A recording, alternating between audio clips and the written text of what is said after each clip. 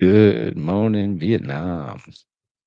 All right, we are in it. This is number 7 in our Intro to Philosophy of Mind course, and we were in the middle of C.D. Broad's essay, The Traditional Problem of Body and Mind, and he's trying to argue against arguments against two-sided interaction. He briefly talked about philosophical arguments against it, and we're going to come back full circle to that because he thinks those are the only ones that all of the scientific arguments devolve back into them, he thinks. And so he's going to take some time to look at the scientific arguments. He says there's two categories. One is the category that says, well, wait a minute, what about this law of conservation of energy? If it's true that the body affects the mind and the mind affects the body, then you would imagine that there'd have to be some sort of energy loss from the body to the mind or energy gain to the body from the mind whenever one of those things is happening. And yet we don't measure those things happening. And so the system is conservative and that seems to pose a problem for the idea that the two could interact. And what he says is, um, boy, there's a lot of problems with that argument, he thinks. But despite all the ways in which it's possible that the law of so he suggests that perhaps the law is not as solid as we think it is, but he doesn't actually base any arguments off of that. He just points out some important philosophical qualifiers to how much we know things, which were completely legitimate. But his main argument is that, look, there's nothing wrong with the law of conservation of energy, and we can affirm it and think that it's 100% true all the time. And that poses absolutely no problem to the idea that minds and bodies could interact because even bodies and bodies can interact without energy transfer. A string and a weight on a pendulum, the string is acting on the pendulum and it's changing its direction all the time, but it's not giving it energy or taking energy away from it.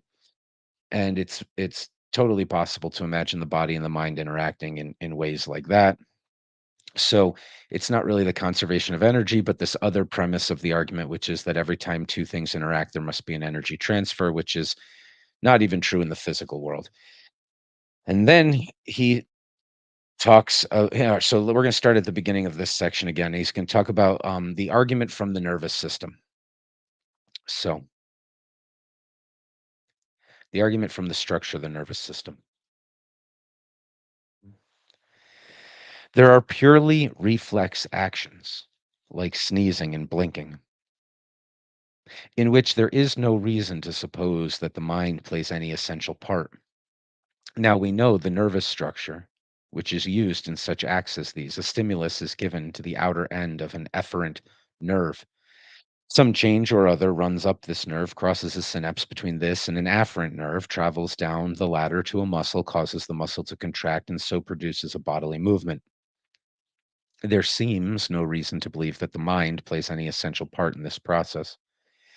The process may be irreducibly vital and not merely physicochemical, but there seems no need to assume anything more than this. Now, it is said that the whole nervous system is simply an immense complication of interconnected nervous arcs. The result is that a change which travels inward as has an immense number of alternative paths by which it may travel outward. Thus, the reaction of a given stimulus is no longer one definite movement, as in the simple reflex. Almost any movement can follow any stimulus according to the path which the afferent disturbance happens to take. This path will depend on the relative resistance of the various synapses at the time. Now, a variable response to the same stimulus is characteristic of deliberate as opposed to reflex action. These are the facts. The argument based on them runs as follows. It is admitted that the mind has nothing to do with the causation of purely reflex actions, but the nervous structure and the nervous processes involved in deliberate action do not differ in kind from those involved in reflex action. They differ only in degree of complexity. The variability which characterizes deliberate action is fully explained by the variety of alternative paths and the variable resistances of the synapses.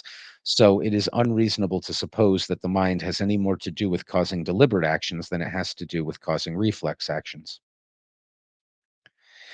I think that this argument is invalid. In the first place, I am pretty sure that the persons who use it have before their imagination a kind of picture of how mind and body must interact if they interact at all. They find that the facts do not answer to this picture, and so they conclude that there is no interaction. The pictures of the following kind: they think that the mind is sitting somewhere in a hole in the brain surrounded by telephones, and they think of the efferent disturbances as coming to an end at one of these telephones and there affecting the mind.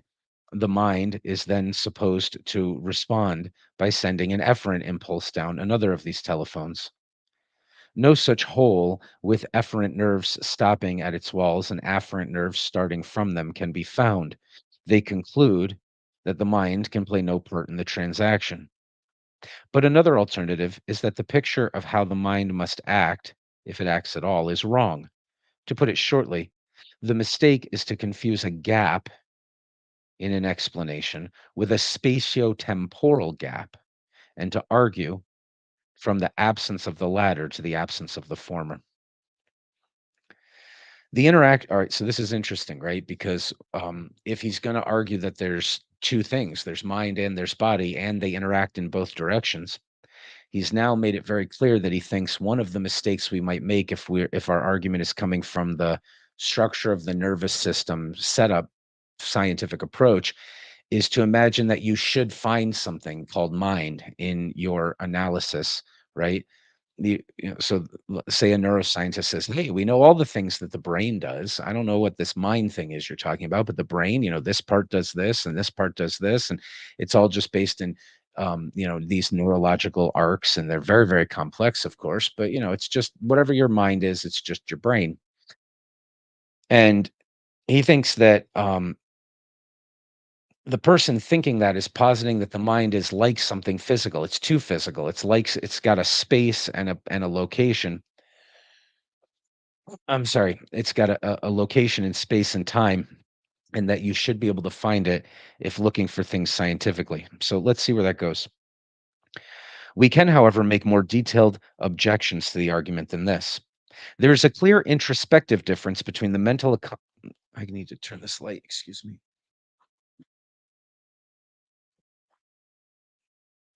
There we go, thank you.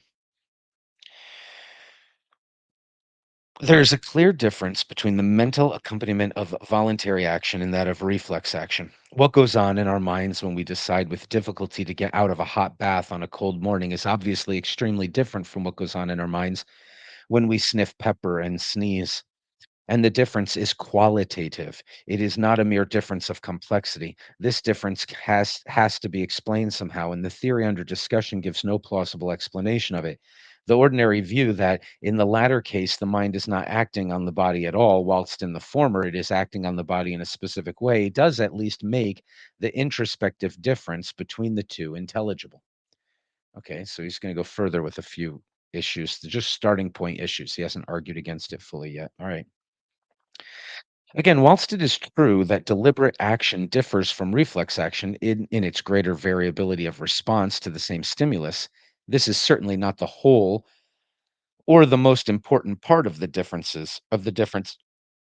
excuse me, of the difference between them. The really important difference is that in deliberate action, the response is varied appropriately to meet the special circumstances which are supposed to exist at the time or are expected to arise later, whilst reflex action is not varied in this way, but is blind and almost mechanical. The complexity of the nervous system explains the possibility of variation.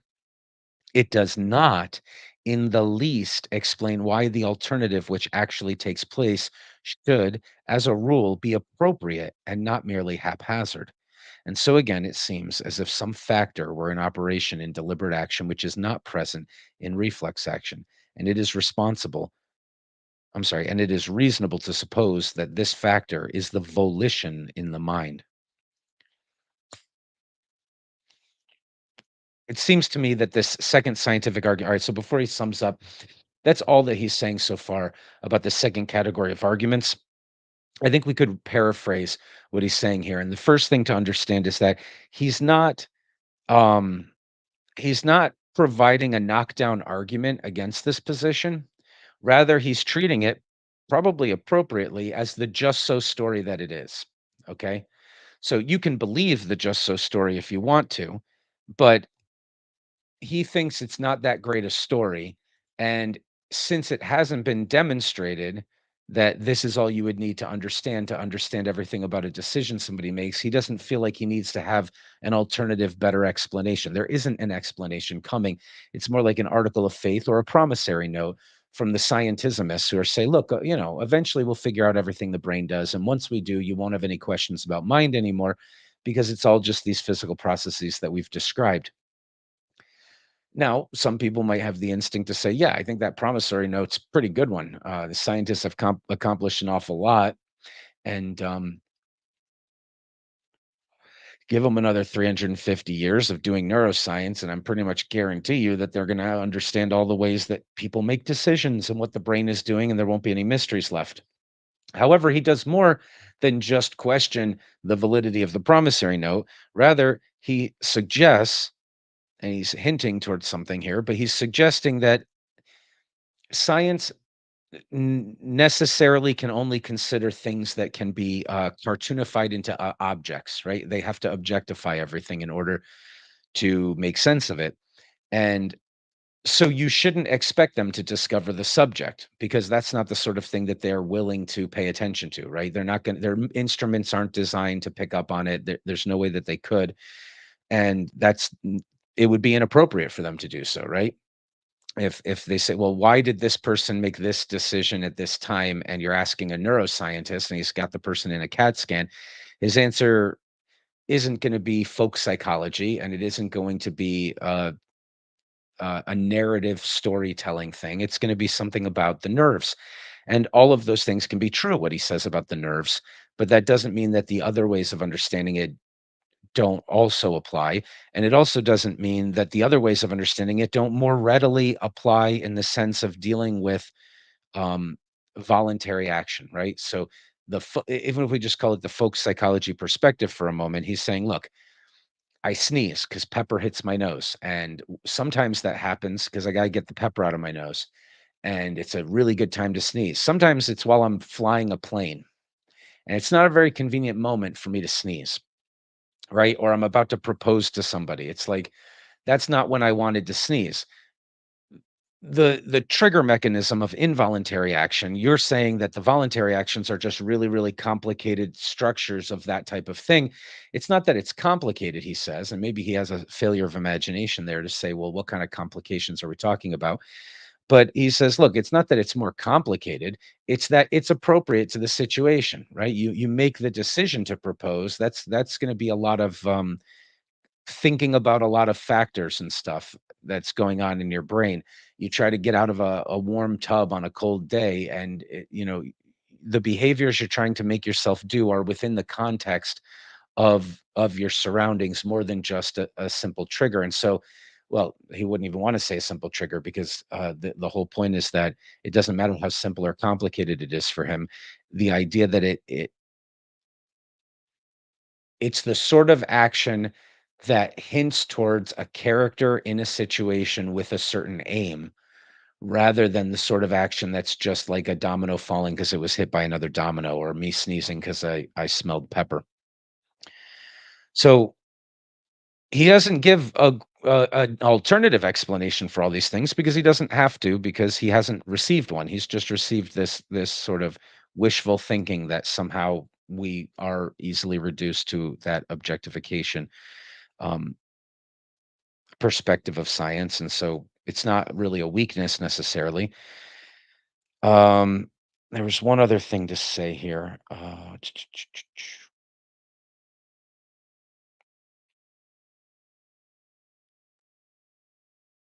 right. So his argument against the first category of scientific arguments against the idea that mind can affect body and body can affect mind were really powerful, because he demonstrated that even bodies don't transfer energy every time they affect each other. So the conservation of energy law is not a challenge at all.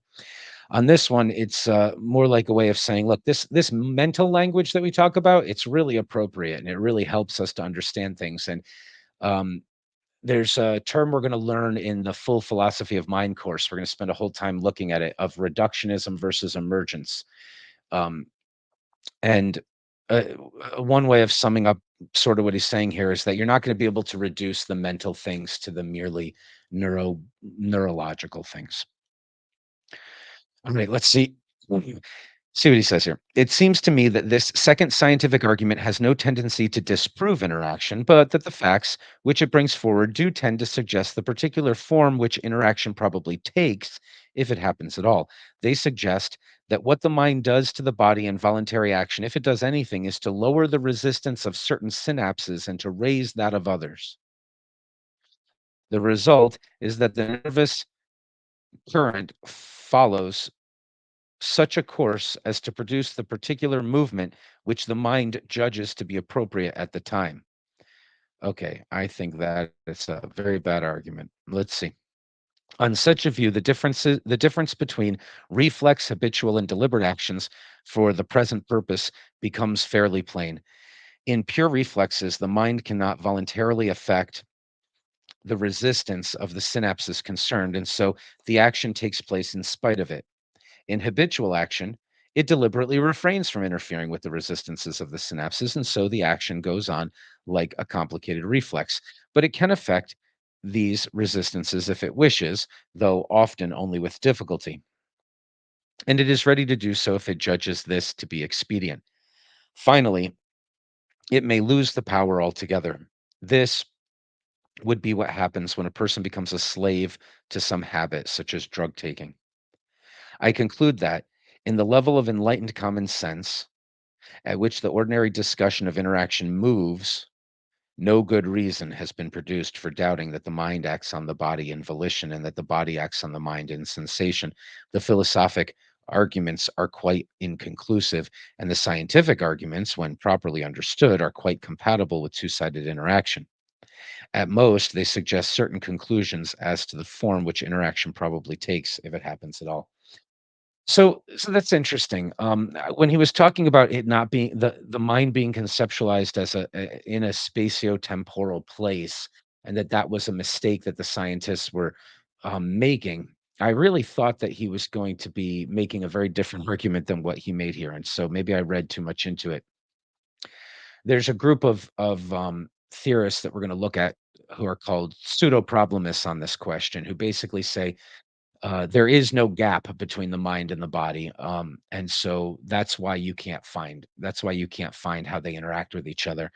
And I thought he was getting at something like that. It turns out that's not what he's getting at. Instead, he's looking at these scientific arguments. He's saying, look, those arguments mean that the mind and the body can't interact in certain ways, but there's all sorts of other ways they could interact. So, with the conservation of energy law, he says, let's just agree the conservation of energy law is 100% correct all the time, but it's working on a string and a pendulum, a weight on the end of a string. The weight and its velocity and its direction are being changed by the string all the time. And yet the string is not giving the weight energy and the weight is not giving the string energy. So you don't need an energy transfer in order for things to affect one another. And the mind and the body probably are more like that. Instead of it being the body is sending up a string of dominoes and then you lose that last domino's energy and you don't measure that. So you say, well, that must not be what's happening. Instead, you could think of it as the string that is pulling a sort of a consistent tension in something else and moving like a joystick or something like that, the body. And this could be maybe on a single nervous cellular level, or maybe it's on a grander scale. It doesn't matter. He's just saying there's a whole category of ways in which things can interact with each other and them not violate and not have to transfer energy. And so therefore the law of conservation of energy doesn't really pose any challenges here. But he says it does give us a new way of thinking about how the mind and the body interact, right? It's not just like pulling a string and now, hey, some of the strings on my side of the line, now some of it's on your side. Hey, that energy didn't go anywhere, so it must not be like that. Okay, it's not like that. It's like something else, but there's all sorts of physical things that are not like that, and yet they interact. And he's doing the same thing here with this other one. He's saying, look, if you're looking for the place, like there's this little tiny place when all the nerves come to the mind and then it gets these messages and then it sends out other messages. You're not going to find that place, right? You're misunderstanding how the mind works. Maybe the mind is more like gently pushing the neurons on different paths. Okay. So this is sort of fanciful. And I don't think he's saying, I've proven that this is how it works or something like that. He's suggesting that there's all sorts of ways that the mind could be guiding the complicated neurological paths that the neurons are taking that wouldn't require it to stop or start a neuron, right? That was the point, is that the reason why the structure of the nervous system seems to be a challenge is that they say, look, we haven't done it yet, but in another 350 years at least, or at most, we expect to know what every neuron is doing. And every time you have a thought, we can map out what's going on that allows that thought to exist or something like that. And if that were the case, we're not going to find some mysterious non-physical thing called the mind in there. And what Broad is saying is, yeah, you shouldn't expect to. You shouldn't expect to. That's not how my mind isn't spatial and it isn't temporal and it's not in a location in your brain that the stuff is coming to and then it's sending stuff out. It doesn't have to be like that. It can be guiding the overall structure of the paths that these complicated neurological systems can manifest. Okay. It's important to notice because that's I think that's a pretty weak argument unless we notice that he's not trying to argue that that is how the mind and the body interact. All he's trying to argue is that there's nothing from your theory that we won't find something that isn't like the mind at all in a physical and temporal space in the brain, because that's not what we're looking for, right? That's not what we mean by mind. And so I expect you not to find that. And yet, if you can explain how things are working without that, that doesn't mean that there isn't a mind and it isn't interacting. And then he also suggests, hey, the mind is highly suggestive that it's acting because everything we do isn't like sneezing. Everything we do isn't just an automatic reflex. And so, look, we're still asking the question, is it possible that there's mind and it affects the body and vice versa? But while we're asking that question, the enlightened common sense view certainly seems to have fewer problems than your faith in a materialistic explain it away story that you don't even have yet. And even if you did have it, here's how I think you're making a mistake. The mind isn't like another physical thing. And so you're not going to find its location and the necessary role it plays in the brain. You shouldn't expect to, but that's not how I conceptualize how mind works. And there's all sorts of other ways it could be. Okay. All right. Now let's say he's going to now look at difficulties in the denial of interaction. So he's been looking at some of the biggest arguments that exist against dualistic interactionism, that the body affects the mind and the mind affects the body. And he said, look, the scientific ones, they don't really hold any water. We can dismiss with them. But then he said, the philosophical ones, the actual attacks against this idea from philosophical perspectives, he thinks that those are not terribly convincing either.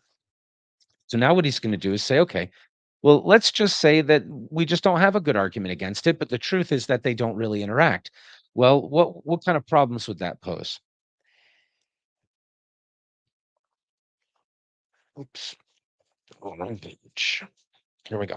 Difficulties in the denial of interaction. So if you have a hunch that the mind can't affect the body and the body can't affect the mind, or it only happens one way, he says you have difficulties that you're going to need to face, and they're a lot harder than the difficulties of the enlightened common sense view that I have. So let's see what those are. I propose now to consider some of the difficulties which would attend the denial of interaction, still keeping the discussion at the same common sense level. If a man denies the action of body on mind, he is at once in trouble over the causation of new sensations. Suppose that I suddenly tread on on an unsuspected tin tack. A new sensation suddenly comes into my mind. This is an event, and it presumably has some cause. Now, However however carefully I introspect and retrospect, I can find no other mental event which is adequate to account for the fact that just that sensation has arisen at just that moment.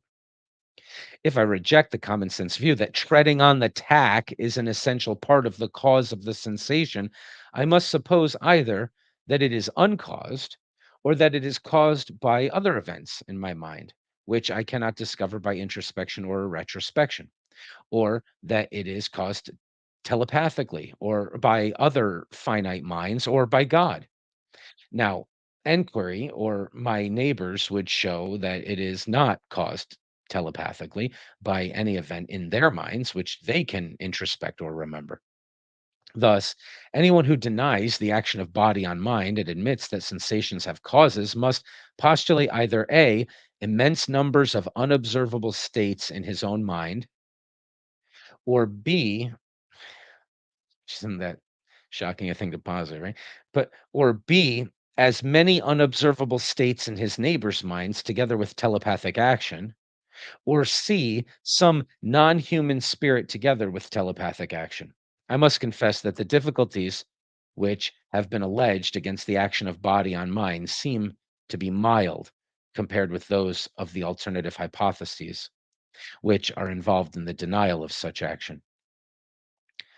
The difficulties which are involved in the denial of the action of mind on body are at first sight equally great, but I do not think that they turn out to be so serious as those that are involved in denying the action of body on mind. The prima facie difficulty is this: the world contains many obvious artificial objects, such as books, bridges, clothes, etc. We know that if we go far enough back in the history of their production, we always do, in fact, come on the actions of some human body, and the minds connected with those but with these bodies did design the objects in question, did will to produce them, and did believe that they were initiating and guiding the physical processes by means of these designs and volitions. If it be true that the mind does not act on the body, it follows that the designs and volitions of the agent's minds did not, in fact, play any part in the production of books, bridges, clothes, etc. This appears highly paradoxical, and it is an easy step from it to say that anyone who denies the action of mind on body must admit that books, bridges, and other such objects thought of these objects, oh, sorry, and other such objects could have been produced even though there had been no minds, no thought of these objects, and no desire for them. This consequence seems manifestly absurd to common sense, and it might be argued that it reflects its absurdity back on the theory which entails it. That's always a funny part to get to every once in a while. People make this point like, okay, if you really want to believe, okay, so there are a group of people that we're going to look at in this section called epiphenomenologists. And basically what they're saying is, yeah, life is beautiful. It's got this really cool mental quality to it, the quality of seeing color and feeling emotion and appreciating music and willing to do things and having desires and dreams. All of that mental stuff is real. It just has no effect on anything. It just rides along the top of all the physical things that are actually deterministically making stuff happen. So, the reality is a river that's flowing, but the river bubbles and it makes a little babbling noise, and that rides along the top. It's not changing the course of the river. It's not doing anything in the flow of the river. It's just a pleasant added feature that's a part of everything. And so we will read some people who have that perspective. But what he's pointing out here, what Broad is pointing out here is, okay, um, you just made an argument. You just put a lot of physical sentences out into the world. You vibrated the air. You wrote a book on this. And your book, what a powerful argument. What an interesting idea. But it wasn't written because you wanted to write it. It wasn't written because you wished for arguments to be made. Those things were just riding along the top. You're just a bunch of dominoes that wrote this book with no intention of affecting anything or contributing to the conversation. Your desires had nothing to do with it. It was all just dominoes and physical processes, but you have this other mental thing just sort of going along for the ride and giving it some flavor. That's really what you want to say. And then sometimes the philosophers say, "So why should I believe your argument?" Or maybe not, right? Sometimes they do that with other arguments, but it's true of your argument. Your argument is not motivated by a desire to get to the truth, or a desire to help others to get to the truth, or a desire to contribute to the conversation. It, it it's those things are mental and they have no effect on any reason why you wrote the book. You wrote the book for the same reason that you sneezed when you smelled pepper, for the same reason that a rock rolls down a hill. That's really what you want to say of even your own argument, huh? Okay. But so that's interesting. And then he says that these objections of mind acting on body are actually not as bad as the body acting on the mind one. He thinks that the problems for people who deny that bodies can act on minds is, why did you suddenly have the sensation of pain when you stepped on an unsuspected tack on the ground? That's a big mental thing that happened to you, and it has nothing to do with stepping on the tack. It was just your brain is constantly making up the possibility of a sensation like that and all other possible sensations, and when you happen to step on the tack, that idea, not because anything physical happened to affect it, but just the other part of your dream of suddenly becoming aware that you had stepped on the tack, not through the sensation of the pain, not through that, but just through maybe a subconscious awareness that there was attack, or maybe you dreamt up that there was attack, and that's what made there seem to be attack, and then you never went looking for the attack. I mean, how are you gonna explain that you didn't expect to have that sensation, and then you had it right after the physical event? The easiest way it would be, he thinks, is to just say the damn tack initiated something that had a mental consequence. And then he says of the other way around, so every book that was ever written, every bridge that was ever built, every cathedral, every set of legislative laws, everything we've ever done was done not at all with any causal connection to anything mental. We weren't wishing and willing and desiring that we were doing those things maybe, but when we were doing them, they had no actual effect on what we chose to do with our bodies and what we chose to be. I mean, it just doesn't make a lot of sense. Okay. So the man who denies that mind can act on body might deal with this difficulty in two ways. One, he might deny that the conclusion is intrinsically absurd. He might say that human bodies are extraordinarily complex physical objects which probably obey irreducible laws of their own, and that we really do not know enough about them to set limits to what their unaided powers could accomplish. This is the line which Spinoza took. The conclusion, it would be argued, seems absurd only because the state of affairs which it contemplates is so very unfamiliar. We find it difficult to imagine a body like ours without a mind like ours. But if we could get over this defect in our powers of imagination, we might have no difficulty in admitting that such a body could do all the things which our bodies do. I think it must be admitted that the difficulty is not so great as that which is involved in denying the action of body on mind. There There we had to postulate ad hoc, utterly unfamiliar entities and modes of action. Here, it is not certain that we should have to do this. Okay. Now he says, two, the other line of argument would be to say that the alleged consequence does not necessarily follow from denying the actions of mind on body. I assume that both parties admit that causation is something more than mere de facto regularity of sequence and concomitance. If they do not, of course, the whole controversy between them becomes futile.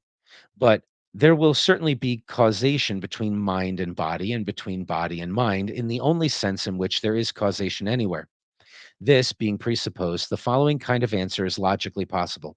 When I say that B could not have happened unless A had happened, there are two alternative possibilities.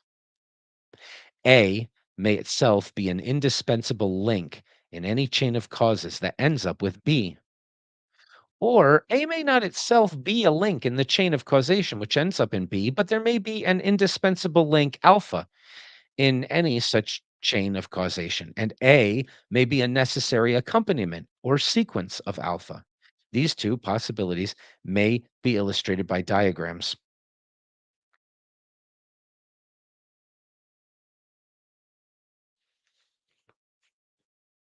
I should write this up. Why don't we write this up real quickly here? And we'll say whiteboard, and we will add the whiteboard in. It's very clear what he's up to here. Okay, so he's saying when we say A makes B happen, let's see, is this showing up? Yeah, awesome. When you say A causes B, there's two ways that we could say. Now, look, all right. So when we say A is How did he word it? He said B could not have happened unless A happened. Okay. So we could write this in the other way. We could say if B, then A is actually what we might have written since he wrote it that way. So if you have B, then you know you must have had A. All right. If B, then A. He says, well, that could happen in one of two ways. You could have A1 leads to A2, leads to A3, leads to A4, and then that leads to B. And you're saying, look, if you have B, then you must have had A1, right? These things can't start themselves. If A1 happens, there's this link of chain of events. And so you must have had A1 if you've got B. All right, fine. Another way it could happen, though, is A1 can lead to A2, which can lead to A3, which can necessarily lead to this thing called alpha and lead to A4. And the A4 can necessarily link you right straight to B. And so you could say, well, I can't have B unless I have alpha, right? And that's true because the only way to get B here is that you start with A1. You have to have all of these in order to get B.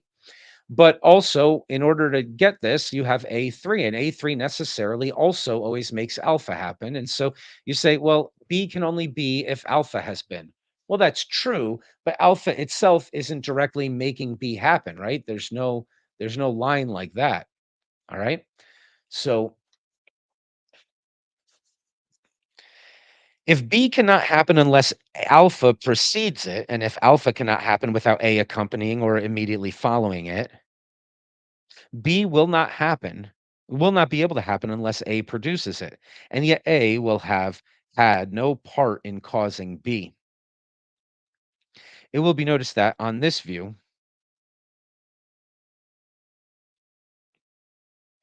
alpha has a complex effect, A and A sub 1, of which a certain part, viz. A sub 1, is sufficient by itself to produce alpha, or A2, and ultimately B. Let us apply this abstract possibility to our present problem. Okay, so um, it seems as though what he wants to say is not what I wrote exactly. So let's see if we can be a little bit more accurate in the thought process here. Let's say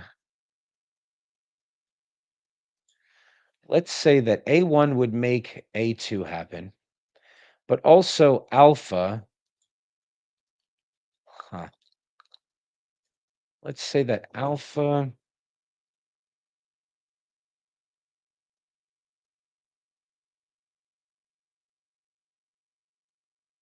I think I can just draw this. I know what he's trying to say, or I just think we could draw it better than how he's drawing it here. But in any case, um,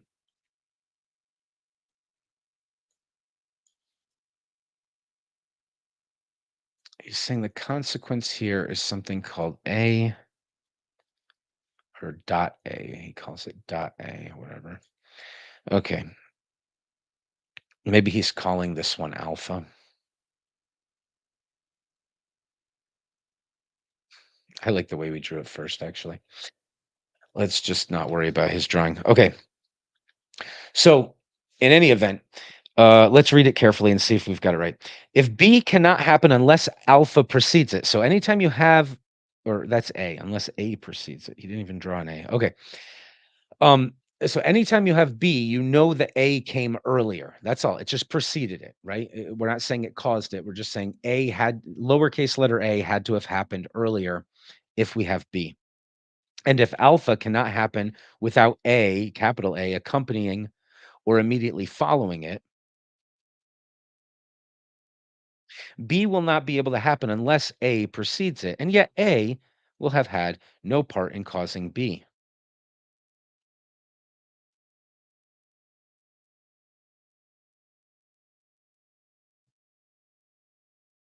Why does he say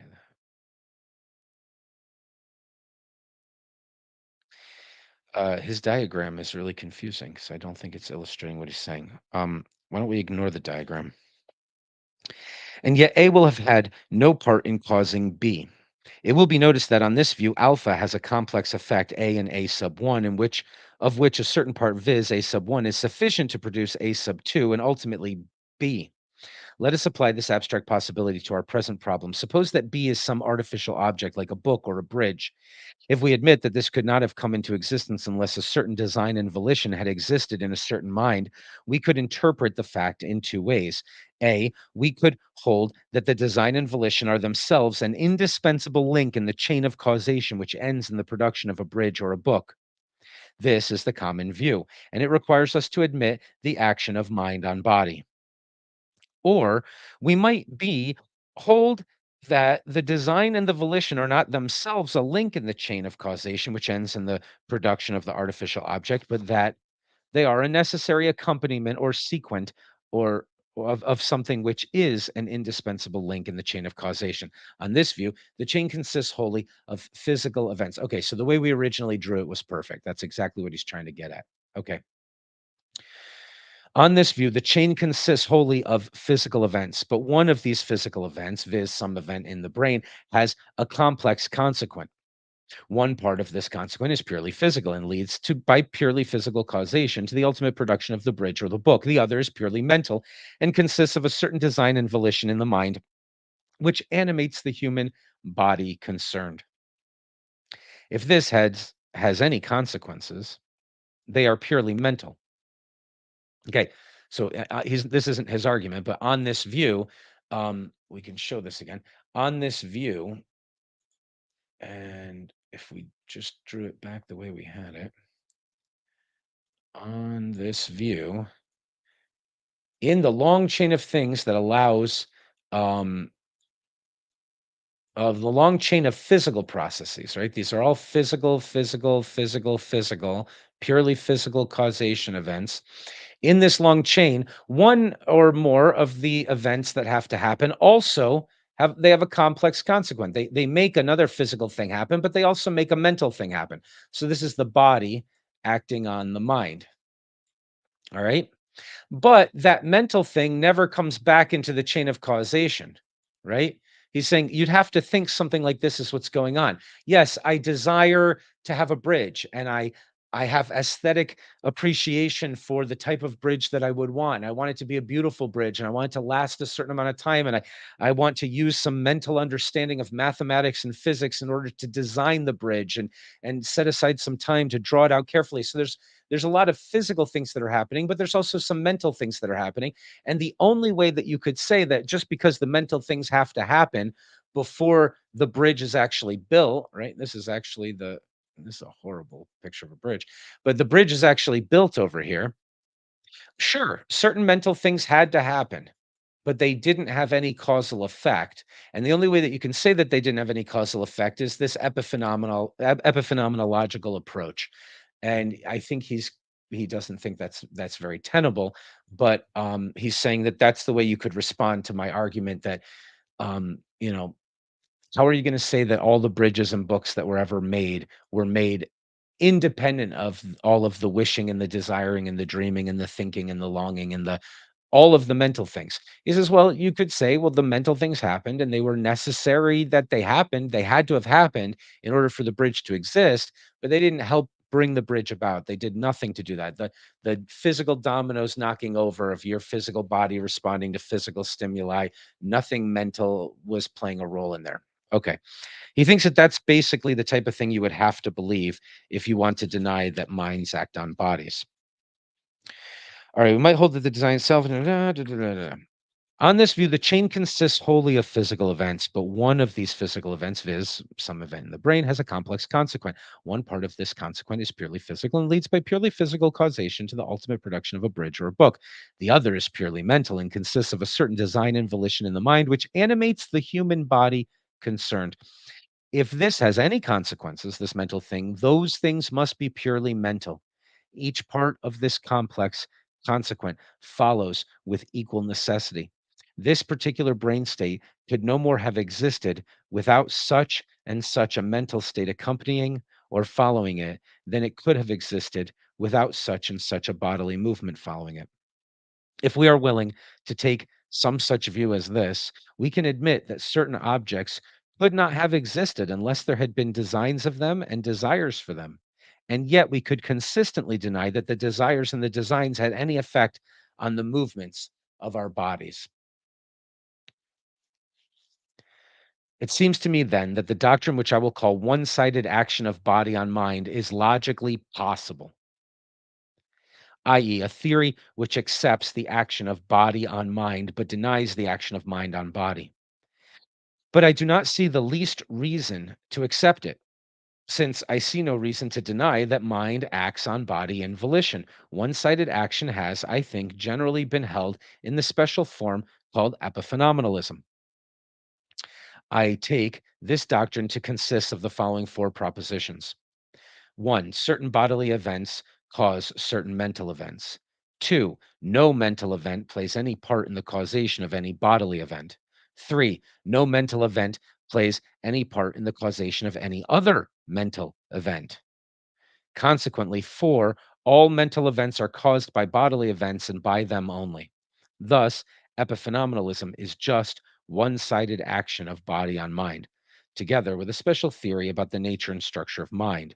This special theory does not call for discussion here, where I am dealing only with the relations between bodies and minds and am not concerned, I'm sorry, with the relations of between minds and bodies and am not concerned with a detailed analysis of mind. Okay. So he's dealt with problems that would come if you deny two-sided interactionism. Now he's going to go and talk really quickly about arguments in favor of interactionism. So he's done a pretty good job of priming everybody's intuitions to say, wait a minute, if I thought there was a problem of imagining that bodies can affect minds and minds can affect bodies because the concepts of them are so utterly different, yeah, that does seem like a problem. But now that we've seen what kind of problems exist if we believe I had the mental event of feeling a painful sensation of having stepped on a tack, and all of that was generated without any causal link to the fact that I just stepped on a tack. What? I stepped on a tack and then I had that whole mental thing, but that whole mental thing was generated accidentally, coincidentally, without any causal connection at all to the fact that I just stepped on the tack. Can you just have enlightened common sense? Can you just have any common sense, he says, and realize you stepped on the tack and that triggered a mental event? Okay. We don't know how. Minds and bodies are pretty different things, but look at what would you have to postulate to imagine that there are like infinite worlds of things your brain is doing that you're completely unaware of.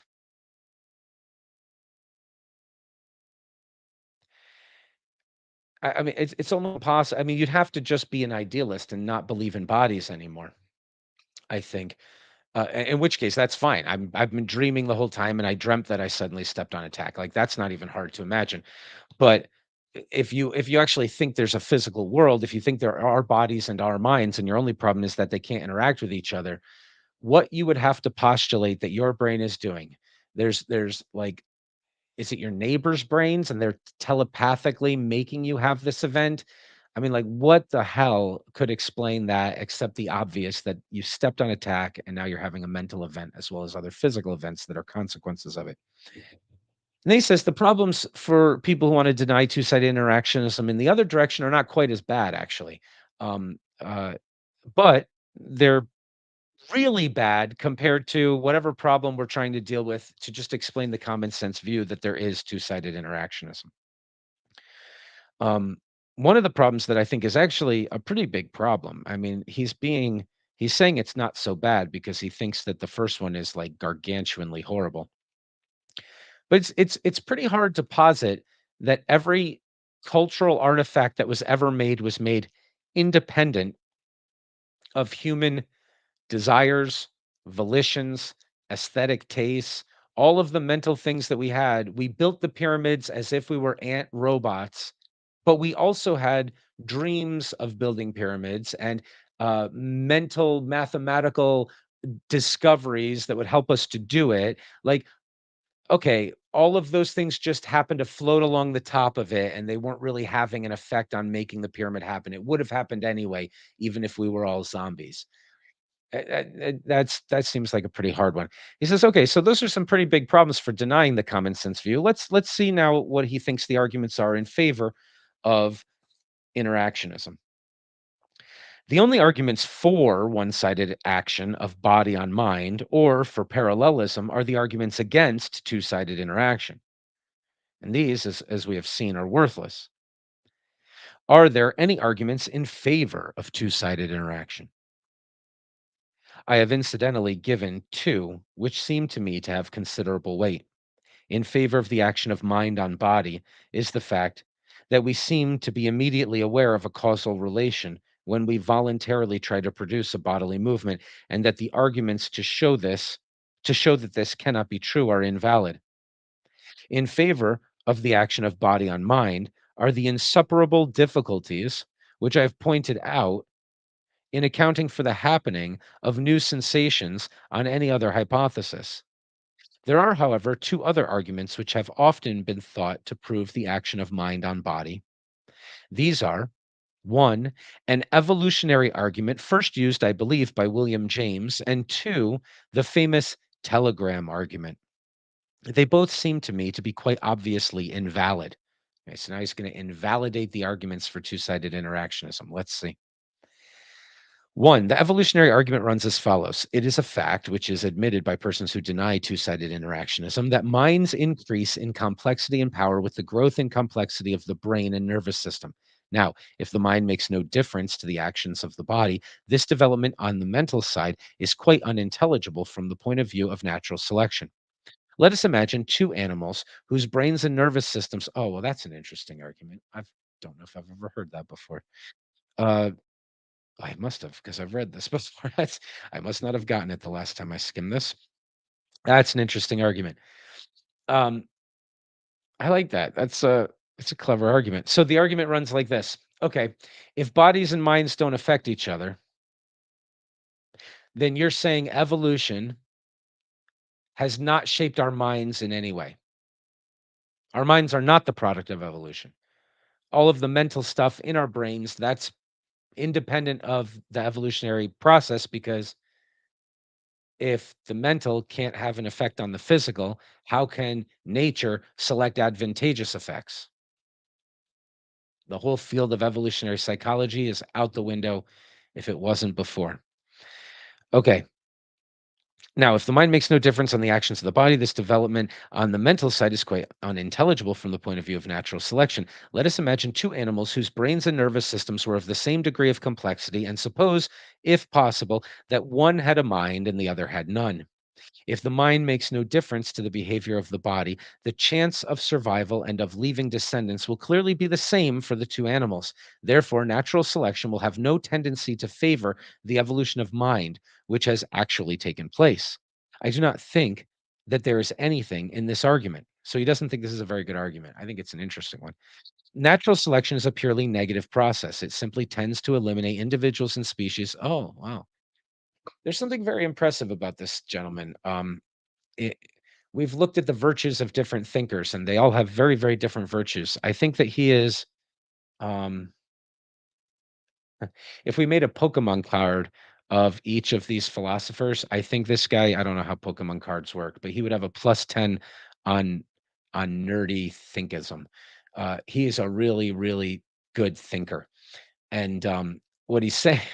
What he's saying is, if bodies and minds are not affecting each other, then why shouldn't you expect minds to go places and develop? Natural selection also wouldn't have any reason to select against it, right? If there's no connection between the physical, then not only would evolution not favor the development of minds, but it would have no ability to stop the development of minds. All right, that's it's like the 12th time he said something that's impressively, obviously, logically following from what we're talking about that I would have been totally blind to. So he gets massive good thinking points. There's a lot I don't like about some of this, but we'll just have a few asides to look at the virtues of the various thinkers. All right. If the mind makes no difference to the behavior of the body, the chance of the survival and of leaving descent is clearly the same for the two. Therefore, natural selection will have no tendency to favor the evolution. Da, da, da. I think this has no argument. Um, a natural selection is a purely negative process. It simply tends to eliminate individuals and species which have variations unfavorable to survival. Now, by hypothesis, the possession of a mind is not unfavorable to survival. It simply makes no difference. Now, it may be that the existence of a mind of such and such a kind is an inevitable consequence of the existence of a brain and nervous system in such and such a degree of complexity.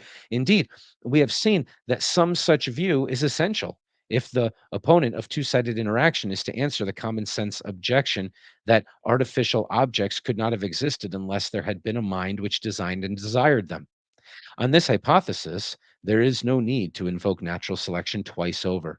Once to explain the evolution of the brain and nervous system, and once to explain the evolution of the mind.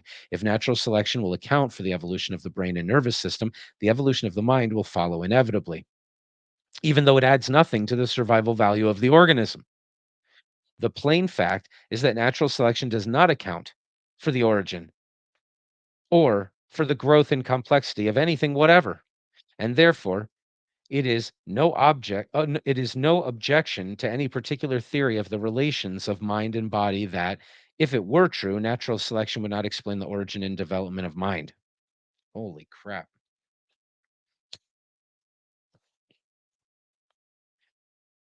The second argument that he also doesn't think has any weight to it, but it's for the two-sided interactionism is this. The telegram argument. It is as follows. Suppose there were two telegrams, one saying, "Our son has been killed," and the other saying, "Your son has been killed." And suppose that one or other of them was delivered to a parent whose son was away from home. As physical stimuli, they are obviously extremely alike, since they differ only in the fact that the letter Y is present in one and absent in the other. Yet we know that the reaction of the person who received the telegram might be very different according to which one was he received. This is supposed to show that the relations of the body cannot be wholly accounted for by bodily causes and that the mind must intervene causally in some cases. Now, I have very little doubt that the mind does play a part in determining the action of the recipient of the telegram, but I do not see why this argument should prove it to a person who doubted or denied it.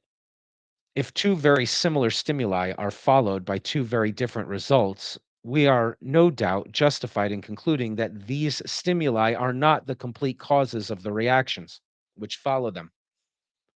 But of course, it would be admitted by everyone that the receipt of the telegram is not the complete cause of the recipient's reaction. We all know that his brain and nervous system play an essential part in any reaction that may make to the stimulus that he may make to the stimulus. The question then is whether the minute structure of his brain and nervous system, including in this the supposed traces left by past stimuli and past reactions, is not enough to account for the great difference in his behavior on receiving two very similar stimuli.